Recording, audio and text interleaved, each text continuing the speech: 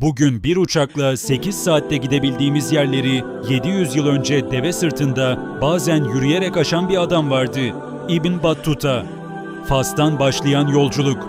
1225 yılında henüz 21 yaşındayken Mekke'ye hac yapmak üzere Fas'ın Tanca şehrinden yola çıktı.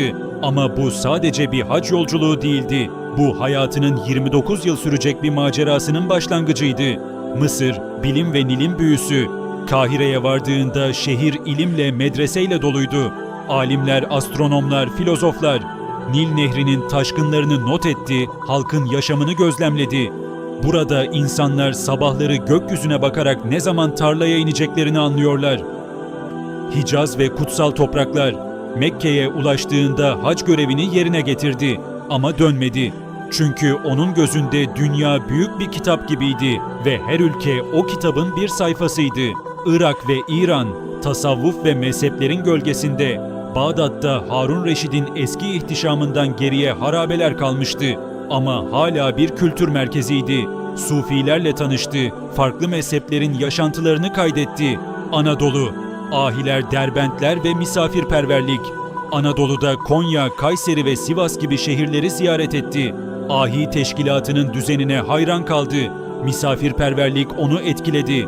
Her şehirde bir derbentte konakladım. Kimse benden ücret almadı.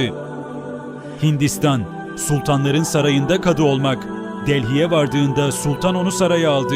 İbn Battuta burada yıllarca kadılık yaptı. Farklı kast sistemlerini, Hindu geleneklerini ve saray entrikalarını anlattı. Hindistan'da zenginlik var ama adalet eksik. Maldivler, ada, hayatı ve kadın egemenliği. Maldivler'de kadınların toplumu yönettiğini, denizcilik ve balıkçılığın yaşam kaynağı olduğunu yazdı. Burada da kadı oldu. Çin, ejderin gölgesinde.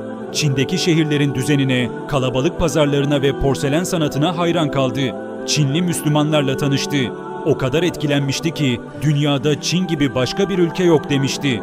Endülüs, Batı İslam medeniyetinin son nefesi.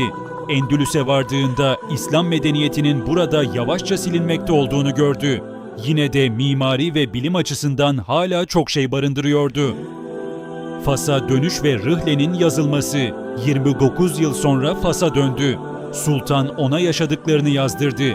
Bu kitap Rihle yani seyahatname olarak tarihe geçti.